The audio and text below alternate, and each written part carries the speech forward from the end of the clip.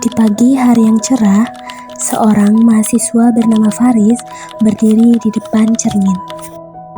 Dalam hati ia berkata, hari ini harus tetap semangat pertahankan yang sudah baik. Setelah memastikan semuanya rapi, Faris keluar dari toilet dan berjalan menuju kelas dengan langkah ringan.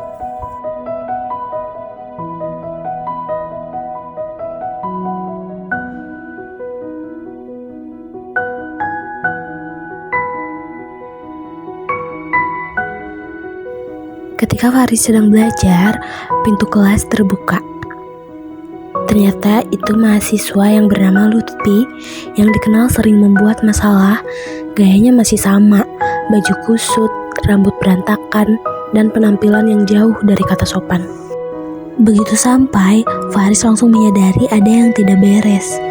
Mata Lutfi merah, tatapannya kosong, dan gerakannya tidak stabil. Faris spontan bertanya, apakah Lutfi baik-baik saja? Lalu Lutfi mengakui bahwa dirinya sedang menggunakan narkoba. Lutfi justru menawarkan narkoba itu pada Faris. Faris tentu menolak. Ia bilang bahwa ia sedang ingin memperbaiki dirinya dan fokus kuliah. Tapi Lutfi tidak berhenti. Ia terus membujuk. Awalnya dengan candaan, lalu perlahan berubah menjadi tekanan halus. Setelah beberapa menit didesak dan dibujuk, akhirnya Faris menyerah. Ia mengatakan bahwa ia hanya akan mencobanya sekali, sekedar ingin tahu rasanya, tanpa berniat melanjutkan. Tanpa Faris sadari, teman dekat Faris yang bernama Ilham mendengar percakapan mereka. Ilham kaget, karena ini Faris, seseorang yang selalu ia anggap tidak mungkin melakukan hal bodoh. Ilham tidak langsung mendekat. Ia hanya duduk sambil menatap Faris dengan pandangan yang berat. Dalam pikiran Ilham banyak pertanyaan muncul dengan cepat. Faris, kamu kenapa? Kok bisa kamu nerima itu? Apa kamu gak tahu bahwa itu bahaya?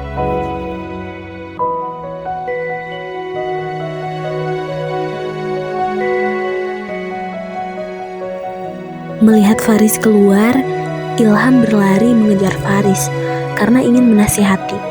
Tapi Faris yang sudah terpengaruh rasa penasaran dan tekanan dari Lutfi menjadi keras kepala. Seperti orang yang sudah mulai terpengaruh hal negatif.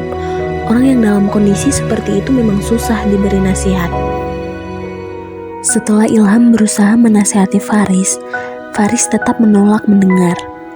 Nada bicara Faris mulai meninggi, menunjukkan kalau ia merasa Ilham terlalu mencampuri urusannya. Ilham mencoba tetap tenang, tapi situasinya makin panas. Obrolan mereka berubah jadi adu argumen. Faris merasa ditekan, sementara Ilham hanya ingin menyelamatkan temannya dari keputusan yang salah. Ketegangan itu makin memuncak ketika Faris tidak sengaja mendorong Ilham sampai jatuh.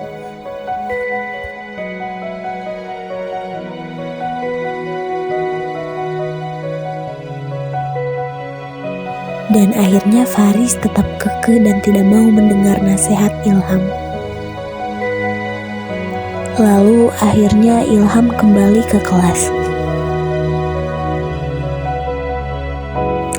Waktu itu Lutfi keluar dari kelas karena dia ngerasa ada sesuatu yang gak beres. Perasaannya gelisah, kayak ada yang manggil dia buat cek ke toilet. Pas dia masuk, Lutfi langsung kaget. Dia lihat Faris lagi make barang yang sebelumnya justru dia sendiri yang kasih.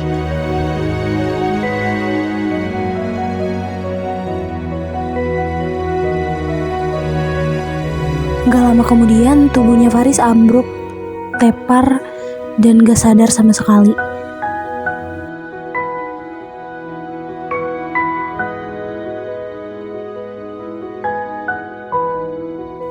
Lutfi langsung panik, jantungnya rasanya copot.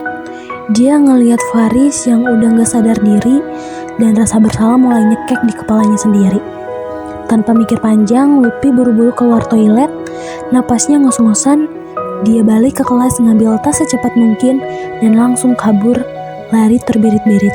Takut kalau semua ini bakal ketahuan dan semua bakal nyeret namanya juga. Melihat gerak-gerik Lutfi yang sangat gelisah, Ilham langsung curiga. Ada apa nih? Kenapa Lutfi panik begitu? Pikirnya. Perasaan Ilham makin gak enak. Dia mutusin buat nyusul ke toilet.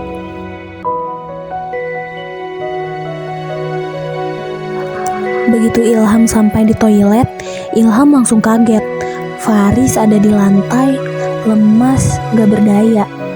"Faris, kamu kenapa?" teriak Ilham sambil ngedekat. Tanpa buang waktu, Ilham nyamperin dan coba ngebantu.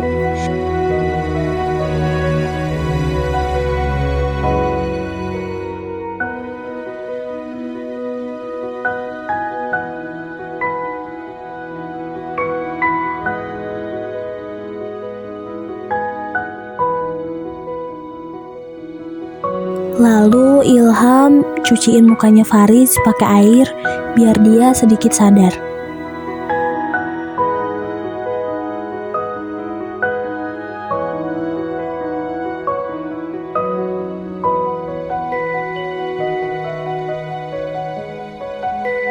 Lalu Ilham membawa Faris untuk masuk ke kelas.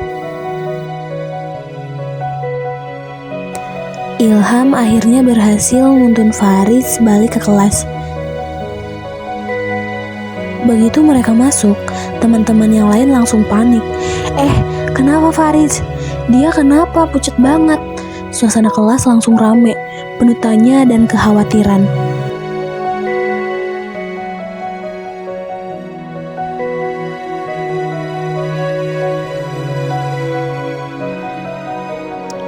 Lalu Ilham menasihati Faris, tetapi dikarenakan Faris masih dalam kondisi tidak sadar, akhirnya dia menyuruh Ilham untuk diam dan dia ingin tidur. Akhirnya Ilham membiarkan Faris tidur agar dia beristirahat. Lalu teman-teman yang lain izin pulang duluan dikarenakan waktunya udah sore.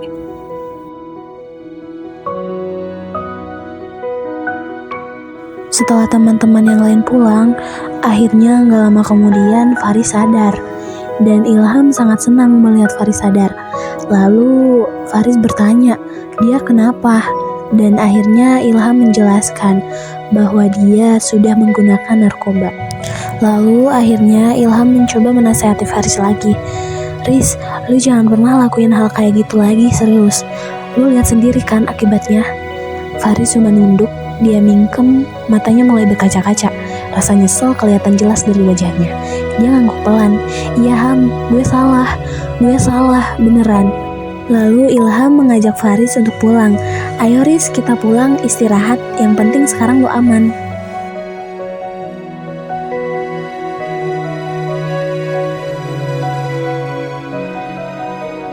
Dari kejadian ini kita bisa lihat gimana satu pilihan yang salah bisa bikin masalah besar. Bukan cuma buat diri sendiri, tapi juga buat orang lain.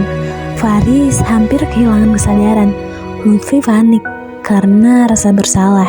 Dan Ilham harus ikut kena dampaknya. Semua ini terjadi hanya karena satu keputusan yang keliru. The Pancasila. Pancasila bukan hanya simbol negara, tapi juga pedoman hidup bagi seluruh warga Indonesia. Nilainya membantu kita bersikap adil, bertanggung jawab, dan saling menghormati, sehingga tercipta kehidupan bermasyarakat yang harmonis. Pancasila juga menjadi dasar pembuatan kebijakan dan hukum, sekaligus membimbing kita dalam memanfaatkan kemajuan iptek dan mengembangkan budaya positif.